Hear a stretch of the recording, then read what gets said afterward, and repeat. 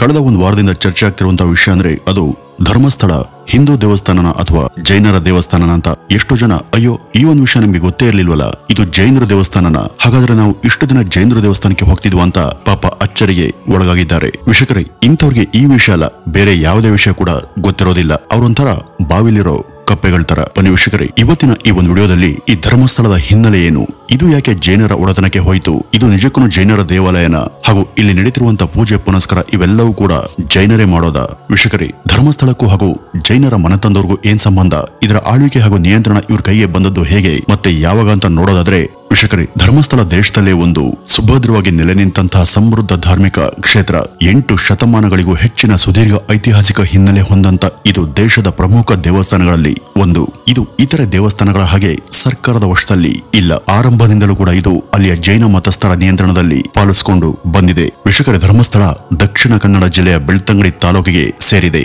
ಈ ಒಂದು ಕ್ಷೇತ್ರದ ಹಿನ್ನೆಲೆ ಹಾಗೂ ಇದರ ಇತಿಹಾಸದ ಅವಲೋಕನವನ್ನ ಮಾಡಿದ್ರೆ ನಾವು ಇಲ್ಲಿಂದ ಸುಮಾರು 800 ವರ್ಷಗಳಿಗೂ ಹಿಂದಕ್ಕೆ ಹೋಗ್ಬೇಕಾಗುತ್ತೆ. ವೀಕ್ಷಕರೇ, ಅದು ಕ್ರಿಸ್ತಶಕ 11-12ರ ಸಮಯ. ಈ ಒಂದು ಸಮಯದಲ್ಲಿ ಜೈನ ಧರ್ಮ ಸಾಕಷ್ಟು ಕೌಲುಗಳಾಗಿ ಬೆಳೆದು ಈ ದೇಶದಲ್ಲಿ ಹಿಂದೂ ಧರ್ಮಕ್ಕೆ ಒಂದು ಸುಭದ್ರವಾದ ಪರ್ಯಾಯ ಧರ್ಮವಾಗಿ ಬೆಳೆದಿದ್ದಂತ ಕಾಲಘಟ್ಟ ಅದು. ಈ ಒಂದು ಅವಧಿಯಲ್ಲಿ ಹೊಯ್ಸಳ, ಶತವಾಹನ ಸೇರಿದಂತೆ ಇನ್ನೂ ಮಹತ್ವದ ರಾಜವಂಶರ ಅರಸರು ಸನಾತನ ಧರ್ಮದ ಜೊತೆ ಅದರ ಸರಿಸಮಕ್ಕೆ ಜೈನ ಮತವನ್ನು ಕೂಡ ಸಾಕಷ್ಟು ರೀತಿಯಲ್ಲಿ ಪೋಷಣೆ ಮಾಡ್ತಾ ಇದ್ರು. ಈ ಅರಸರ ಪೋಷಣೆಗೆ ಸಿಲುಕಿದಂತ ಜೈನ ಧರ್ಮ ಅನೇಕ ಜನ ತೀರ್ಥಂಕರ ಜನನಕ್ಕೆ ಕಾರಣ ಆಗುತ್ತೆ. ಈ ಮೂಲಕ ಜೈನ ಸಾಹಿತ್ಯ ಕೂಡ ಬೆಳೆದು ಹಳೆಗನ್ನಡ ಸಾಹಿತ್ಯಕ್ಕೆ ಸಾಕಷ್ಟು ಪುಷ್ಟಿ ಕೊಟ್ಟಿತ್ತು. ಜೈನ ಧರ್ಮದ ಎಷ್ಟೋ ಬಸದಿಗಳು ನಿರ್ಮಾಣವಾದವು.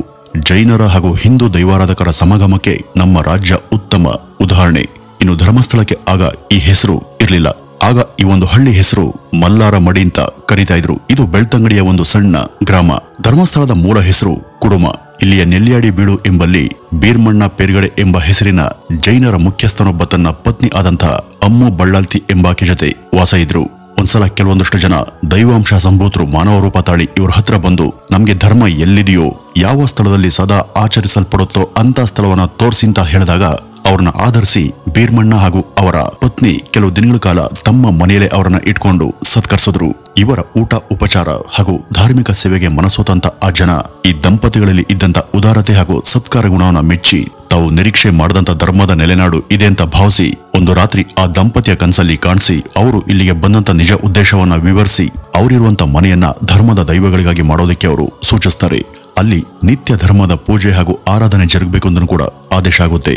ಕನ್ಸಲ್ಲಿ ಆದಂತ ಆ ಆದೇಶವನ್ನು ಉಪೇಕ್ಷೆ ಮಾಡದಂತ ಭೀರ್ಮಣ್ಣ ಇದನ್ನ ತನ್ನ ಪತ್ನಿಗೂ ತಿಳಿಸಿ ಆ ಒಂದು ಸ್ಥಳ ಅಂದ್ರೆ ಅವನಿದ್ದಂತ ವಾಸದ ಮನೆಯನ್ನೇ ಮರು ಮಾತನಾಡದೆ ಅವ್ರಿಗಾಗಿ ಬಿಟ್ಕೊಟ್ಟು ತಾನು ಅದೇ ನೆಲ್ಯಾಡು ಬೀಳುವಿನ ಇನ್ನೊಂದ್ ಕಡೆ ಹೋಗಿ ವಾಸ ಮಾಡೋದಕ್ಕೆ ಶುರು ಮಾಡಿದ್ರು.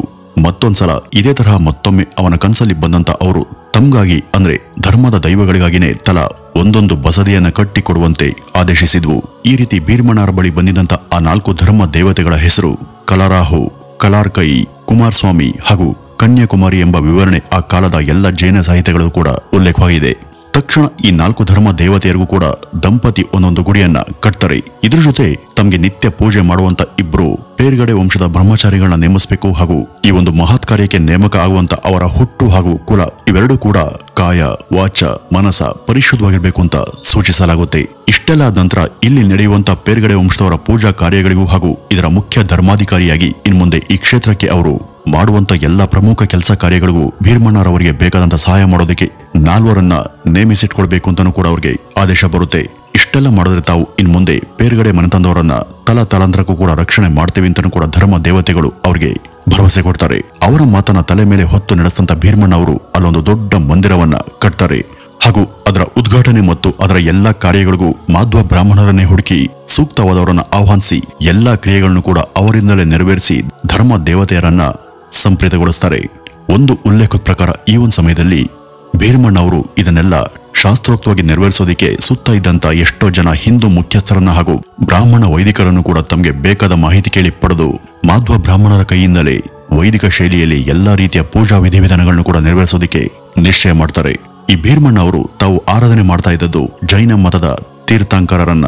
ಹಾಗಿದ್ದು ಕೂಡ ಅವರು ತಮಗೆ ಆದೇಶ ಮಾಡದಂತ ಹಿಂದೂ ಧರ್ಮ ದೇವತೆಗಳ ಪ್ರತಿಯೊಂದು ಸೂಚನೆಗಳನ್ನು ಕೂಡ ಚಾಚು ತಪ್ಪದೆ ಬ್ರಾಹ್ಮಣರಿಂದ ನೆರವೇರಿಸ್ತಾರೆ. ಈ ಒಂದು ಸಮಯದಲ್ಲಿ ವೈದಿಕ ವೈಷ್ಣವರಲ್ಲಿ ತುಂಬಾ ಹೆಸರನ್ನ ಮಾಡಿದಂತ ಶ್ರೀ ವಾದಿರಾಜ ಸ್ವಾಮಿಯವರನ್ನ ಭೀರ್ಮಣ್ಣ ಅವರು ತಮ್ಮ ಕ್ಷೇತ್ರದ ಉದ್ಘಾಟನೆಗೆ ವಿಶೇಷ ಆಹ್ವಾನ ನೀಡಿ ಕರೆದಿದ್ರು.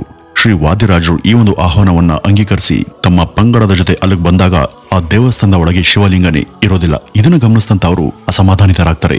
ಇಲ್ಲಿ ನೀವು ಶಿವಲಿಂಗವನ್ನ ಶಾಸ್ತ್ರೋಕ್ತವಾಗಿ ಪ್ರತಿಷ್ಠಾಪನೆ ಮಾಡದೇ ಇದ್ರೆ ನಾನು ಇಲ್ಲಿ ಯಾವುದೇ ತರಹದ ಸೇವೆಯನ್ನ ನಿಮ್ಮಿಂದ ಪಡೆಯೋದಿಲ್ಲ ಅಂತ ಹೇಳಿದ್ರು.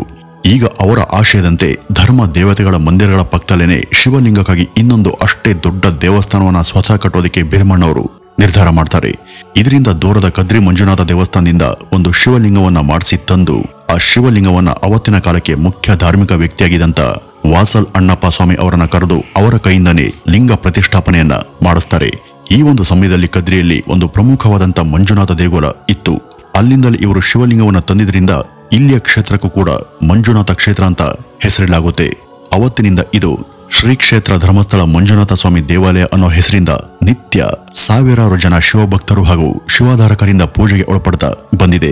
ತಾವು ಆದೇಶ ಮಾಡದಂತೆ ಚಾಚು ತಪ್ಪದೆ ನಡೆದುಕೊಂಡಂತ ಬೀರಮಣ್ಣ ಪೇರ್ಗಡೆ ಮಂತಂದವರ ಈ ಒಂದು ಕೆಲಸ ಕಾರ್ಯಗಳಿಂದ ಪ್ರಸನ್ನರಾದಂತ ಧರ್ಮ ದೇವತೆಗಳು ಅವತ್ತಿಂದ ಇವತ್ತಿನವರೆಗೂ ಈ ದೇವಸ್ಥಾನ ಹಾಗೂ ಕ್ಷೇತ್ರಕ್ಕೆ ಧರ್ಮಾಧಿಕಾರಿಗಳಾಗಿ ಮುಂದುವರೆದುಕೊಂಡು ಬಂದಿರುವಂತ ಇವರನ್ನ ಸದಾಕಾಲ ಆಶೀರ್ವಾದವನ್ನ ಮಾಡ್ತಾನೆ ಬಂದಿದ್ದಾರೆ ಅಂತ ಹೇಳಲಾಗುತ್ತೆ. ವೀಕ್ಷಕರೇ, ತುಳು ಭಾಷೆಯಲ್ಲಿ ದೊಡ್ಡ ಪ್ರಭಾವಿ ವ್ಯಕ್ತಿಗಳನ್ನ ಪೇರ್ಗಡೆ ಅಂತ ಕರೀತಾರೆ. ಅದು ಕೂಡ ಇತರೆ ಮನೆತನಗಳ ಹಾಗೂ ಸಮುದಾಯದ ಹೆಸರಿನ ಹಾಗೆ ಹಳೆಗನ್ನಡ. ಇದು ಹಳೆಗನ್ನಡ ದಾಟಿ ಈಗ ನವಗನ್ನಡದಲ್ಲಿ ಇದೇ ಪೇರ್ಗಡೆ ಎನ್ನುವಂತ ಪದ ಹೆಗ್ಗಡೆಯಾಗಿ ಮುಂದುವರಿತು. ಇವರು ಮೂಲತಃ ಈ ಭಾಗದಲ್ಲಿ ವಾಸ ಮಾಡ್ತಿದ್ದಂತ ತುಳು ಭಾಷಿಕ ಬಂಟ ಸಮುದಾಯದವರು.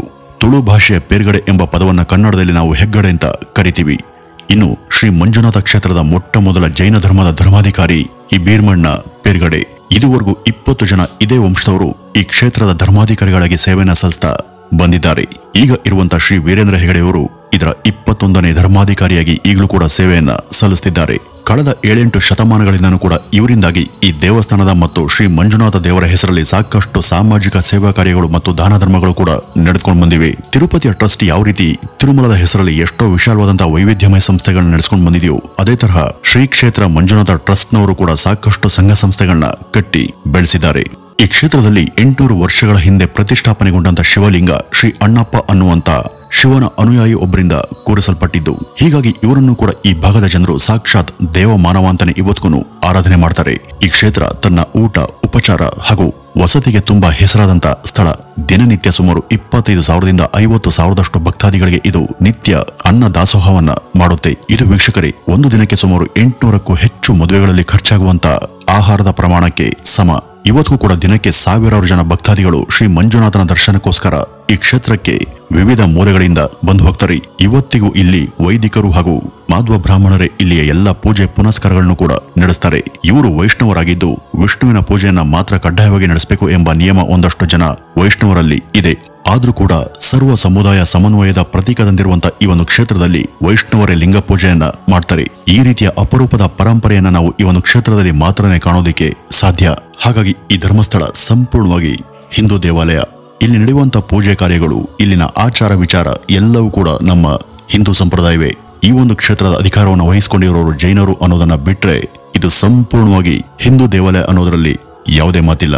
ವೀಕ್ಷಕರೇ, ಇದಿಷ್ಟು ಇವತ್ತಿನ ಈ ಒಂದು ವಿಡಿಯೋದ ಮಾಹಿತಿ. ಇನ್ನು ನಿಮ್ಗೇನಾದ್ರು ಈ ಮಾಹಿತಿ ಇಷ್ಟವಾಗಿದ್ದಲ್ಲಿ ಇದನ್ನ ನಿಮ್ಮ ಸ್ನೇಹಿತರೊಂದಿಗೆ ಹಂಚಿಕೊಳ್ಳಿ ಅಂತ ಹೇಳ್ತಾ ಇವತ್ತಿನ ಈ ಒಂದು ವಿಡಿಯೋವನ್ನ ಇಲ್ಲಿಗೆ ಮುಗಿಸೋಣ. ನಮಸ್ಕಾರ.